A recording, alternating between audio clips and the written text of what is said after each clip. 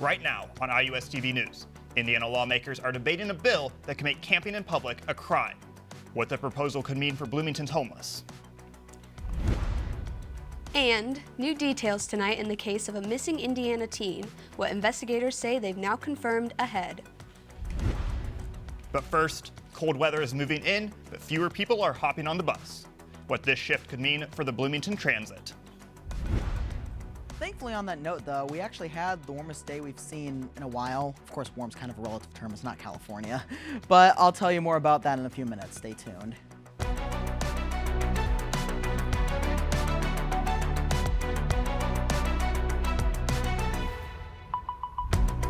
With all of this icy weather we've been seeing lately, you'd think a seat on the bus would be hard to find. But that's hardly the case for Bloomington Transit. Thanks for joining us. I'm Sophia Donnelly.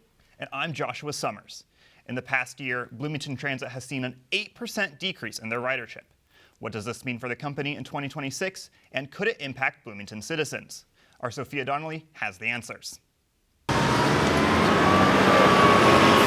With colder temperatures sweeping over Bloomington, you would expect to see more crowded buses full of people escaping the snow. But over the past year, Bloomington Transit has actually seen a decline in their ridership. This public bus system has seen an 8% drop from 2.5 million riders in 2024 to 2.3 million riders in 2025.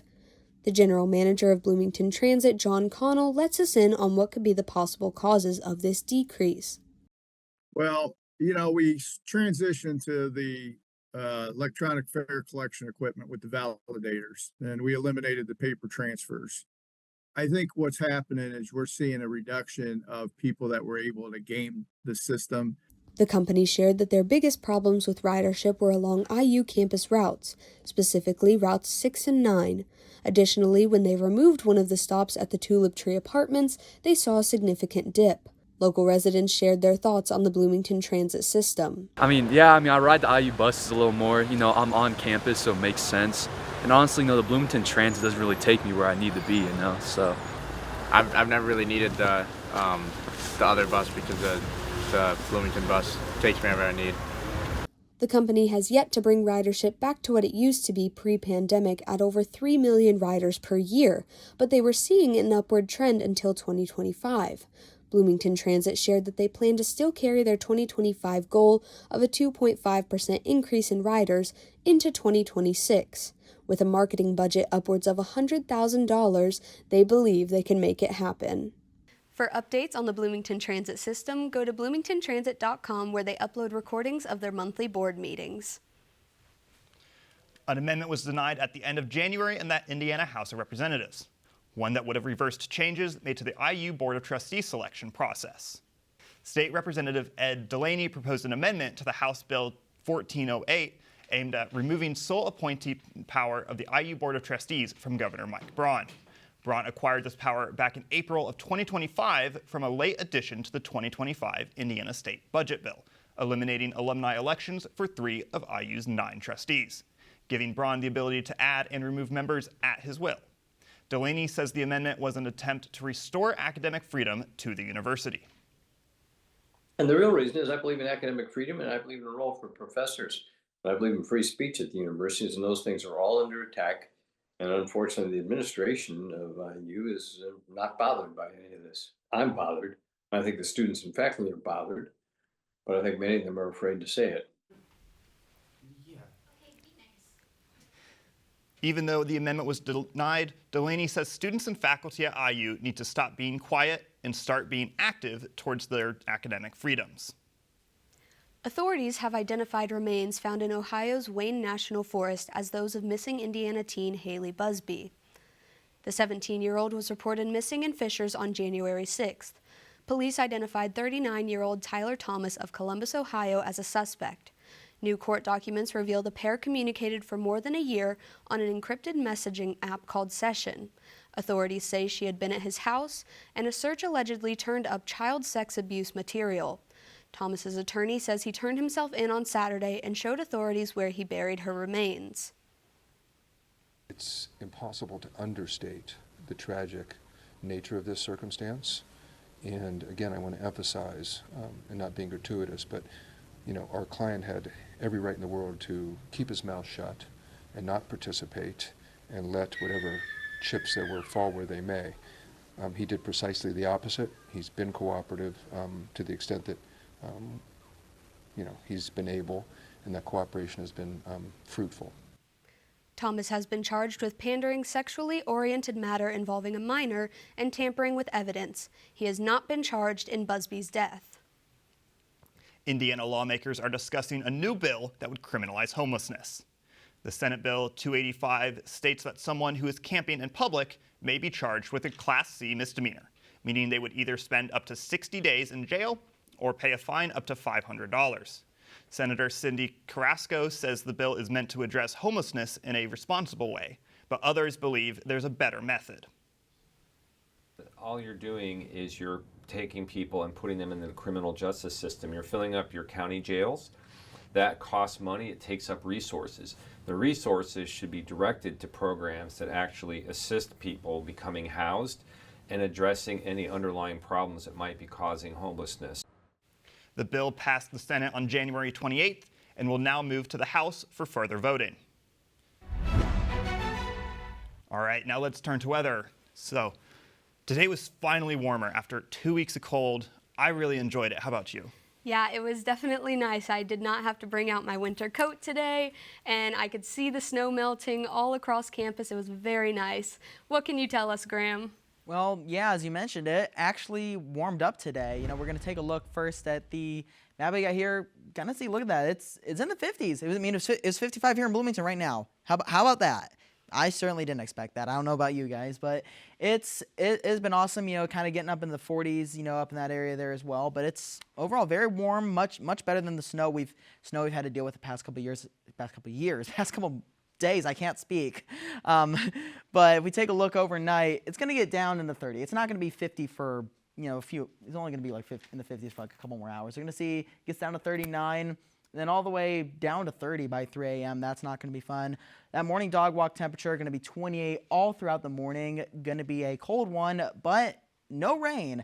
That's what I said last time I did weather. It kept raining every time I was doing weather, but hey, no rain for next morning. But let's take a look at what's coming up. As I mentioned, it is going to be warming up. It's going to be warmer than what we've seen the past couple weeks. And then we're going to get a cloud and sun mix, kind of see some days that are sunny, some days that are cloudy. And then we might see a bit of a wintry mix towards the end of the weekend, but I'll be talking more about that later because that's all from here now. Back to you guys. All right, thanks, Graham. That is great to hear. We'll check back in with you later. Indiana lawmakers are considering legislation that would create a state military police force. The legislation was introduced earlier this year and allows the governor to deploy a military police unit anywhere in the state during state active duty. Under the bill, those officers could carry weapons, make arrests, and assist with law enforcement operations in Indiana. The military police would be made up of Indiana National Guard members serving under military command. So it's one thing for the governor to decide it's necessary to deploy a unit someplace. It's another for a local community to say we need help because of a natural disaster or some other kind of big thing that's beyond their ability to cope with. The bill has already passed the Indiana House and is now being considered in the Senate, where lawmakers will decide whether to move it forward. Still ahead, new numbers show that changes in the economy are affecting the way Americans are celebrating Valentine's Day. Plus, certain snacks at the grocery store may be cheaper. What that means for your wallets. And later, student attendance is on the rise at IU's religious services. We'll show you where.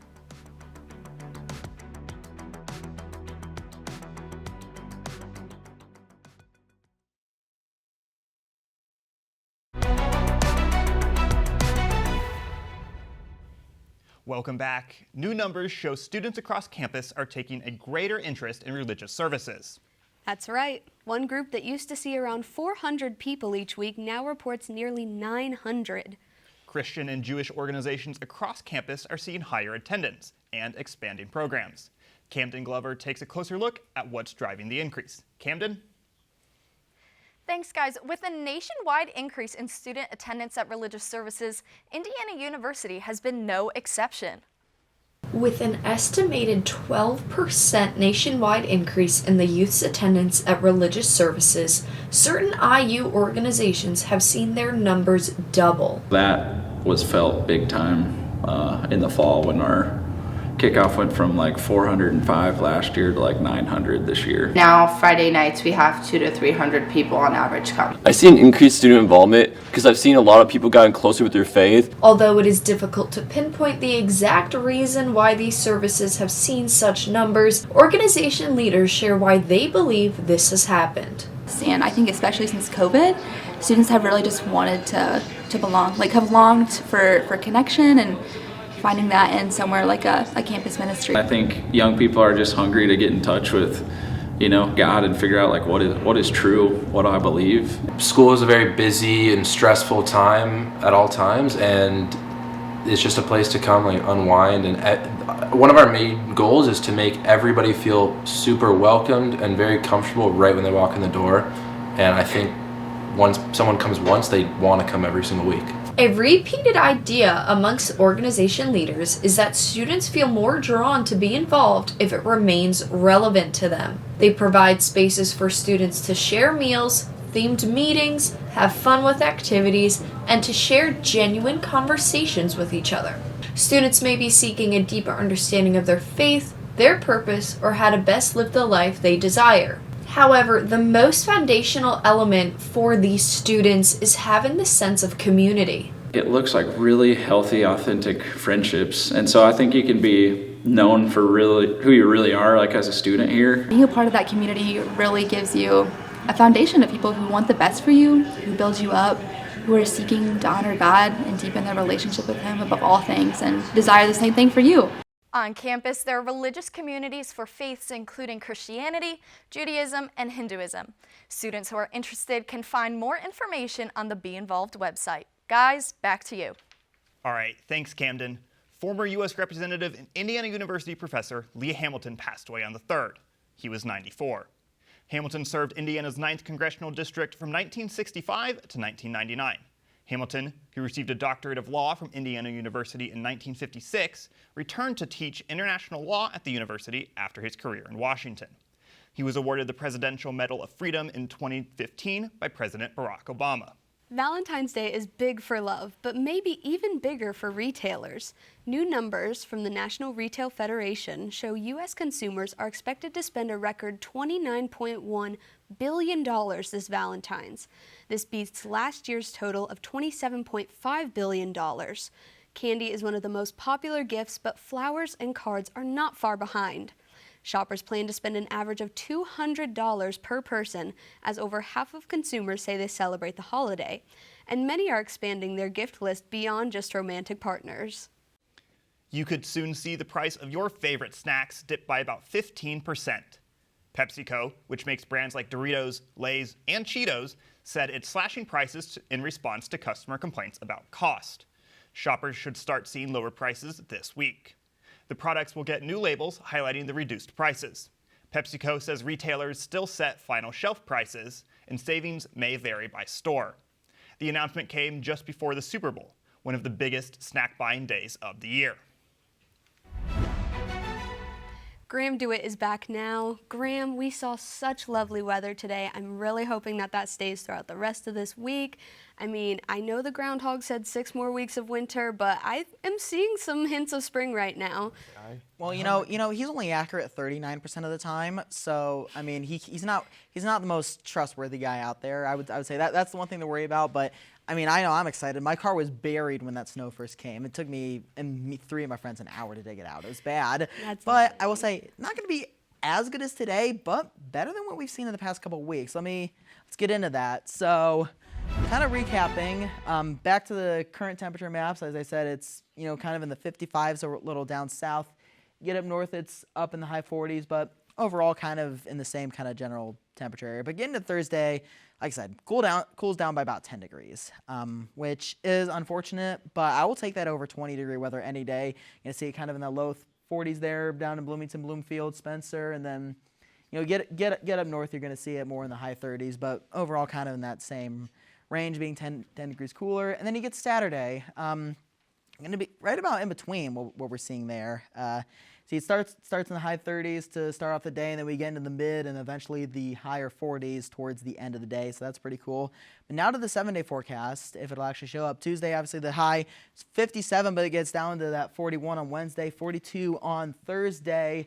Friday getting up to 46. As I mentioned, that, kind of sun and cloud mix. We're seeing that sun Wednesday, Friday, cloudy Thursday, Saturday, and then Sunday kind of around the morning to mid-afternoon, we might see some wintry mix. It's, could be kind of a mix of rain, kind of mix of snow. Other words, it's just going to be messy, but it won't be fun to deal with. But then we get back to Monday and it'll get up into the 50s and it'll be sunny. So that's kind of what we're looking at right now. Awesome. Well, I was hoping for 50s across the board for this week, but that's still great weather nonetheless. So thanks, Graham. Yeah, thank you. So it looks like I'm still going to have to keep that coat on hand. Well, thanks, Graham. So we'll get back to you next week. Still ahead, an Olympian's final run ends in a crash at the Winter Games, and everything you missed about the Super Bowl. Our Dylan Dryman has the latest when we come back.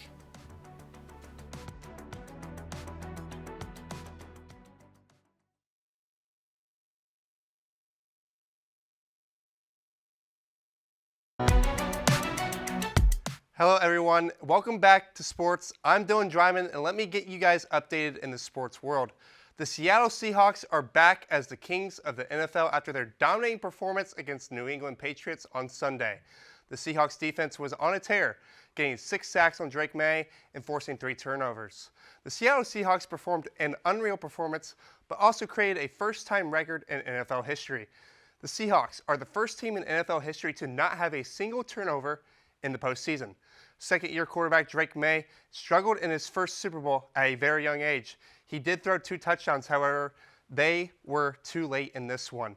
He also threw 2 interceptions in the loss. IU basketball has been on an absolute tear as of late, winning 5 of their last 6 games. The starting lineup has had 4 of their last 5 starters get double figures in the last 2 games, routing wins against Wisconsin in overtime and Oregon on Monday. Lamar Wilkerson, who had 41 points versus Oregon, has been an absolute catalyst this whole season for IU scoring. And for Sam Alexis, coming off the bench at the start of the season to now the starting lineup, has been on a tear as well. They have been the true 1-2 knockout punch against their opponents. The Hoosiers hope to keep the win streak alive at number 8 Illinois Fighting Illini this upcoming Sunday. Just 1 week before the Olympic Games began, Lindsey Vonn tore her ACL. The 82 World Cup winner and Olympic medalist decided to still run in her events for the Olympic Games despite the injury. In her first run, it was considered by experts as an unlucky moment. When she went airborne during her first run, her right ski pole caught a gate and forced Vonn to lose her balance of her body midair, causing her to hurt her leg again. Updates say that Vonn has sustained a complex tibia fracture that is currently stable but will require multiple surgeries. Prayers for Vonn and her family. And for the latest on all things IU sports, be sure to tune in each week to Hoosier Sports Night. You can catch it on Thursdays on IUSTV. Guys, back to you, but I don't know about you guys, but I still can't get over that national championship game. I must say, football's not exactly my favorite sport, but man, that was really impressive. I can't get over it either. Yeah, neither am I, especially as someone who does follow it. Oh my goodness, it was incredible. I never thought I'd see this in my lifetime, truly. I didn't either. I know. I'm not really a big football fan or just sports fan in general, but I kept up with the Hoosiers this season just to watch that historic run, and it was definitely amazing to watch. All right, well, thank you, Dylan. So let's get one last check of that forecast, will we, Graham? Yeah, so like I said, it was pretty warm today. Not going to be as warm for the next few days, though. Kind of seeing it in those low 40s there for the high, then getting up in the mid 40s throughout the weekend, seeing a little bit of that rain and snow mix Sunday before getting back up into the 50s on Monday. Bit of sun and a bit of clouds scattered throughout, but yeah, that's kind of what we got right now. All right, well, thanks, Graham, and thank you for watching IUSTV News. For updates between newscasts, check out IUSTV.com and be sure to follow us on Instagram, Facebook, and X. We're back here next week. See you then.